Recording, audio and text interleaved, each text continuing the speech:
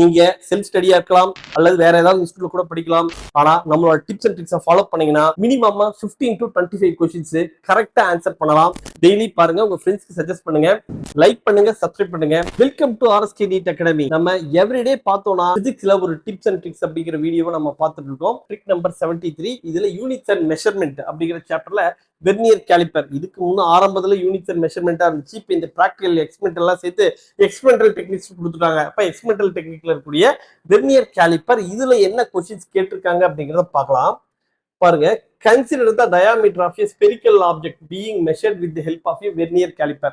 ஒரு vernier caliper வச்சுட்டு என்ன பண்றாங்க, ஒரு ஸ்பெரிக்கல் ஆப்ஜெக்டோட டயாமீட்டரை மெஷர் பண்றாங்க. Suppose its 10 vernier scale divisions are equal to its 9 main scale divisions. அதாவது 10 VSD is equal to 9 MSD கொடுத்துட்டாங்க. The least count in the main scale is 0.1 centimeter. இதுலதான் நீங்க வந்து வெர்னியர் கேலிப்பரோட லீஸ்ட் கவுண்ட் 0.1 சென்டிமீட்டர் கிடையாது. அந்த main ஸ்கேலோட இதுதான் least count தான் 0.1 centimetre. அந்த zero of the vernier scale is at plus 0.1 centimeter when the jaws of the vernier calipers are closed.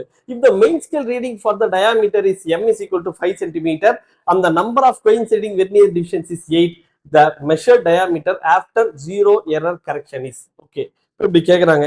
இப்போ வந்து பாருங்க, இதுக்கான சொல்யூஷன் வந்து என்ன சார், எப்படி சார் நான் போடுறது, ரொம்ப பெருசா இருக்கு, லெங்தியா இருக்கு அப்படின்னு பாத்தீங்கன்னா சிம்பிள் தான்.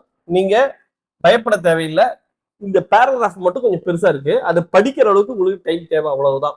இங்க வந்து என்ன சொல்லியிருக்காங்கன்னா 10 vernier scale divisions is equal to 9 main scale divisions அப்படின்னா, அப்ப வெர்னியர் கேலிப்பரோட லீஸ்ட் கவுண்ட் வந்து பார்த்தோம்னா என்ன வரும்னா 0.01 சென்டிமீட்டர். எப்ப கண்டிஷன் என்ன, 10 VSD is equal to 9 MSD இருக்கணும். அப்படி இருந்துச்சுன்னா வெர்னியர் கேலிப்பரோட லீஸ்ட் கவுண்ட் எவ்வளவு, 0.01 சென்டிமீட்டர். சார் இங்க லீஸ்ட் கவுண்ட் வந்து பாருங்க 0.1 சென்டிமீட்டர் கொடுத்துருக்காங்களே, அது மெயின் ஸ்கேலுக்கு, உங்களை கன்ஃபியூஸ் பண்றதே கொடுத்துருக்காங்க, அதை கன்சிடர் பண்ணாதீங்க. அதுக்கு அடுத்தது the zero of the vernier scale is at 0.1 centimeter when the jaws of the vernier caliper are closed. அப்ப ஜீரோ எரர் என்ன கொடுத்துட்டாங்கன்னா 0.1 சென்டிமீட்டர் அப்படிங்கிறது கொடுத்துட்டாங்க. If the main scale reading of the diameter is m is equal to 5 centimeter and the number of coinciding vernier divisions is 8 அப்படின்னு சொல்லிட்டாங்க. அப்ப measured diameter after zero correction. First வந்து observed reading வேணும். Observed reading அப்படின்னா என்ன, main scale reading plus vernier scale division into least count. அவ்வளவுதான், ரொம்ப சிம்பிளான ஃபார்முலா.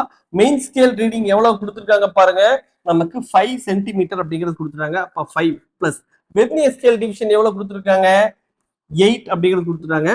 8 இன்ட்டு லீஸ்ட் கவுண்ட் எவ்வளவு, வெர்னியர் கேலிப்பருக்கு 0.01 போட்டீங்கன்னா நமக்கு என்ன வரும்னா 5.08 அப்படிங்கிறது வரும். இதுதான் அப்சர்வ் ரீடிங். அப்ப கரெக்ட் ரீடிங் வேணும் அப்படின்னா அப்சர்வ் ரீடிங் மைனஸ் 0 எரர். அப்ப அப்சர்வ் ரீடிங் எவ்வளவு, 5.08 மைனஸ் 0 எரர் எவ்வளவு, 0.1 போட்டீங்கன்னா 4.98 சென்டிமீட்டர் அப்படிங்கிறது வரும். இதுதான் கரெக்ட் ரீடிங். ஒருவேளை 0 எரர் நெகட்டிவா இருந்துச்சுன்னா இது பிளஸ் ஆயிருக்கு, அப்ப 5.18 வரும். சரியா? அப்ப இந்த 0 எரர் வந்து என்னங்கிறத பாருங்க, அதை பொறுத்து இது பாசிட்டிவா இருந்துச்சுன்னா நமக்கு என்ன ஆகும், மைனஸ் பண்ணுவோம். 0 எரர் நெகட்டிவா இருந்துச்சுன்னா அதை ஆட் பண்ணணும். சரியா? ரொம்ப சிம்பிளான ஐடியா. இந்த மாதிரியான பிராக்டிஸ் கொஸ்டின்ஸ் உங்களுக்கு தேவை அப்படின்னா 9750771555 நம்பருக்கு இந்த கொஸ்டின்கான ட்ரிக் நம்பரை போட்டு உங்களோட நேம் அண்ட் டிஸ்ட்ரிக்டை ஃபார்வர்ட் பண்ணுங்க, லைக் பண்ணுங்க, சப்ஸ்கிரைப் பண்ணுங்க. அப்பதான் எங்களுக்கும் வந்து நிறைய வீடியோஸ் கண்டினியூஸா போடணும் அப்படிங்கிற ஒரு மோட்டிவேஷன் கிடைக்கும். இதே மாதிரி நாளைக்கு இன்னொரு வீடியோல பார்க்கலாம். Thank you, all the best.